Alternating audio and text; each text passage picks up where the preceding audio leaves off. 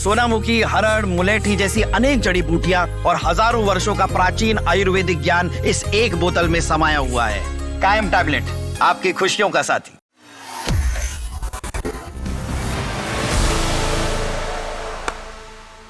नमस्कार, आप देख रहे हैं दैनिक जागरण। मैं हूं आपके साथ ऋतिक और क्रिकेट कीड़ा के इस लाइव शो में आपका स्वागत है। क्रिकेट कीड़ा के इस शो में हम बात करते हैं जो अभी T20 वर्ल्ड कप में हालिया सिनेरियो चल रहे हैं। इस वक्त बात अगर करें तो उसकी शुरुआत होगी भारत की टीम से, क्योंकि भारतीय टीम 26 फरवरी को जिम्बाब्वे से लड़ने वाली है। लेकिन अब ऐसे में भारत की वो एक हार जो लगातार वो 4 मुकाबले जीतते आई, लेकिन बस एक हार जो दक्षिण अफ्रीका ने उसको दिखाया है, उसके बाद से इंडियन क्रिकेट टीम इस वक्त ट्रोलिंग का शिकार हो रही है। कोई कह रहा है कि भाई बैटिंग में बहुत इमेच्योरिटी थी, किसी ने कहा बॉलिंग सही नहीं थी, तो किसी ने कहा कि भाई मजाक में लिया गया, हल्के में लिया गया मुकाबले को। लेकिन अब जब T20 वर्ल्ड कप के लिए सूर्या एंड कंपनी मैदान में है, तो फिर आगे की राह कितनी मुश्किल होने वाली है, इसको समझना बहुत जरूरी है। और इस बीच भारत के एक दिग्गज खिलाड़ी, पूर्व क्रिकेटर सुनील गावस्कर से शुरुआत करेंगे। सुनील गावस्कर ने अल्टीमेटम दिया है, गुस्से में है। जाहिर तौर पर एक सीनियर खिलाड़ी होने के नाते उन्हें गुस्सा आना भी चाहिए, क्योंकि जिस तरीके से उनकी टीम, भारत की टीम ने परफॉर्मेंस दी है दक्षिण अफ्रीका के सामने, वो हैरत अंगेज, हैरान करने वाला था। किसी को नहीं लगा था कि भारत इस तरीके से परफॉर्मेंस देगा, लेकिन शायद वो एक इमेच्योरिटी दिखी। और यही बात का जिक्र खुद सुनील गावस्कर ने भी कहा है। सुनील गावस्कर ने क्या कुछ कहा इस पूरे अपने बयान में, वो जानना बहुत जरूरी है। हमारे साथ इस वक्त स्टूडियो में रजत भी जुड़े हैं हमारे साथ। रजत, भारत को लेकर सुनील गावस्कर का जो बयान सामने आया है, सुनील गावस्कर ने कहा है कि बैटिंग में बहुत ज्यादा इमेच्योरिटी दिखी, टीम में जो है वो उस तरीके की कंसिस्टेंसी नहीं दिखी है, और इसका जो लैक ऑफ कॉन्फिडेंस होने की वजह से शायद ओवर हो गई थी वो चीजें। लगातार वो जीतते हैं, उस चीज को मेंटेन नहीं कर पाए, बैलेंस नहीं कर पाए, शायद इस वजह से साउथ अफ्रीका ने उनको असलियत दिखा दी। सुनील गावस्कर ने क्या कुछ कहा? और बिल्कुल सीधे तौर पर टीम इंडिया के खिलाड़ियों से कहा है कि अपने ईगो को आपको छोड़ना होगा। इसके साथ ही जो आप अति आत्मविश्वास के साथ मैदान पर आप सोच रहे थे कि हर बॉल को आप बाउंड्री भेजेंगे, वो पॉसिबल नहीं है। आप बड़ी टीम के खिलाफ मैच खेल रहे थे, सिचुएशन पर आप फोकस करिए। सुनील गावस्कर ने सीधे तौर पर ये बड़ी नसीहत दी है।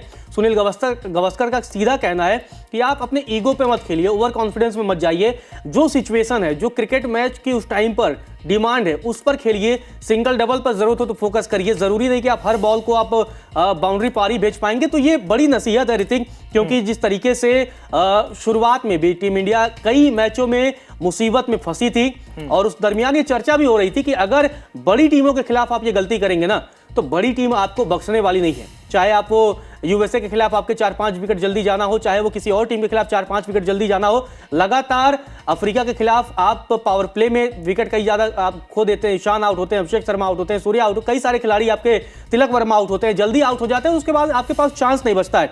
और इसीलिए सीधे तौर पर कहा है कि T20 क्रिकेट ऐसा नहीं कि आप हर बॉल को आप बाउंड्री पार भेज पाएंगे। तो ये बड़ा बयान दिया है। साथ ही टीम का जो संयोजन है, टीम मैनेजमेंट को लेकर के भी कौन खिलाड़ी खेलेगा, कौन नहीं खेलेगा, उसे लेकर भी गावस्कर ने बयान दिया। अक्षर पटेल के बारे में उन्होंने बयान दिया। उन्होंने कहा कि भाई मैं अक्षर पटेल को प्लेइंग 11 में वापस लाने के बारे में सोचता हूं, क्यों नहीं खिला रहे भाई। ऋतिक, अक्षर पटेल की अहमियत अगर आपको समझना है ना, जो हमने 2024 का वर्ल्ड कप फाइनल जीता था ना T20 का, अक्षर पटेल ही थे कि विराट कोहली के साथ डटे रहे, और तब जाकर इंडिया 174-75 रनों के स्कोर पर पहुंची थी। अगर अक्षर पटेल भाई केशव मौर्य केशव महाराज की अगर हम बात करें, केशव महाराज के सामने 6 लेफ्ट हैंडर बैट्समैन थे, लेकिन उन्होंने एक ओवर में 3 विकेट आउट किए, रिंकू सिंह को आउट किया। और इसके अलावा हम देखें कि आप सामने वाले टीम में सिर्फ 3 लेफ्ट हैंडर है, और हम सोच रहे हैं कि यार हम वॉशिंगटन को खिलाएंगे, अक्षर को नहीं खिलाएंगे। तो ये सारी बातें। और सुनील गावस्कर का कहना है कि भाई अर्शदीप की जगह उन्हें भी अक्षर को मौका दिया जा सकता है।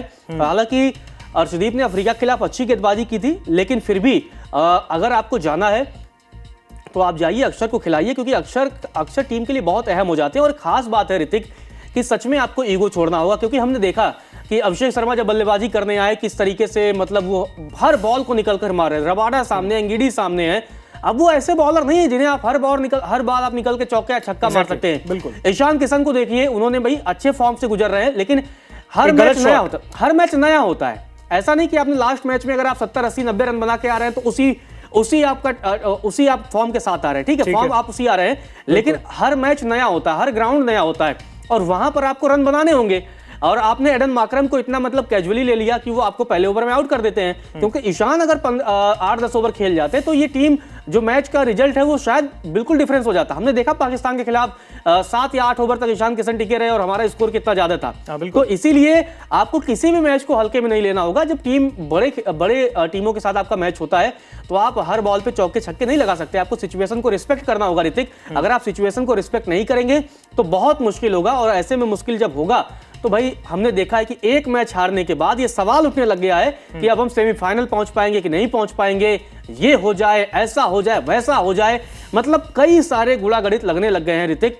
और ये बिल्कुल टीम इंडिया के लिए, क्योंकि हम डिफेंडिंग चैंपियन हैं, और ऐसे सिचुएशन में अगर ऐसी परिस्थिति आती है कि हम सेमीफाइनल के लिए क्वालिफाई नहीं करते हैं, खासकर जब हमारे मैचेज इंडिया में हो रहे हैं, तो ये हमारे लिए शर्म की बात हो जाएगी ऋतिक।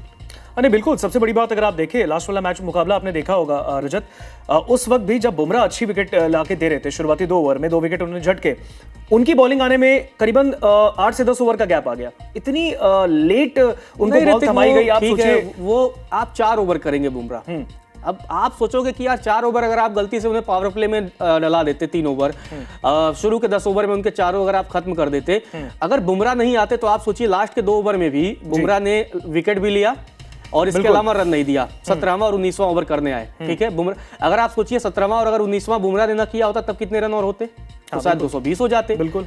अब ये है कि बुमराह सिर्फ 4 ही ओवर कर सकता है ना यार, बुमराह 10 ओवर नहीं कर सकता है, वनडे नहीं है, 20 में से 4 ही करने हैं। आपके बाकी प्लेयर्स को भी तो बॉलिंग करनी होगी ना, ठीक है, बिल्कुल भाई, बाकी 16 ओवर आपको निकालने होंगे, क्योंकि अब बुमराह 4 ओवर में 15 रन दिए, ठीक है। हो सके कि पहले भी आते तो 15 रन देते, हो सके कि वो मिलर को आउट कर देते, लेकिन हो सके या इफ और बट का खेल नहीं होता है क्रिकेट, आपको प्लानिंग के साथ चलनी होती है। क्योंकि बुमराह को आपने 2 पावर प्ले में कराया, ठीक है, लेकिन 2 आपको डेथ ओवर में कराना है, नहीं तो कौन करता, शिवम दुबे करते, हार्दिक ने किया, देखिए लास्ट 2 बॉल पे उनको छक्का ट्विस्टर स्टंप्स में मारा। तो ये बहुत सारे सवाल उठते हैं ऋतिक। हाँ बिल्कुल, देखिए सवाल तो काफी होंगे और सवाल अब भी उनके लिए जारी रहेंगे, क्योंकि उन्हें आगे 2 मुकाबले खेलने हैं और वो दोनों मुकाबले भारत को अगर सेमीफाइनल में पहुंचना है तो दोनों जीतना है और एक बेहतर रन रेट के हिसाब से उनको आगे बढ़ना होगा। क्योंकि लास्ट टाइम जो हम साउथ अफ्रीका से आ रहे हैं वो 70 से ज्यादा रनों से आ रहे हैं, तो हमारा जो रन रेट है वो आगे बहुत ज्यादा मुश्किलात हमारे लिए पैदा कर सकता है। ठीक है, अगली खबर पर हम अब रुख करेंगे। जो अगली खबर है वो बहुत महत्वपूर्ण सवाल है, सेमीफाइनल का रास्ता भारत के लिए कितना आसान होगा, कितना मुश्किल भरा है, कितना चैलेंजेस भरा है। क्योंकि शुरुआत से जिस तरीके से भारत अपने लय में था, जीतते आता तो जाहिर तौर पे आगे जो था रास्ता थोड़ा उनके लिए आसान होता, लेकिन एक हार ने भारत की मुश्किल को बढ़ाया है और ये हम सबको मानना होगा।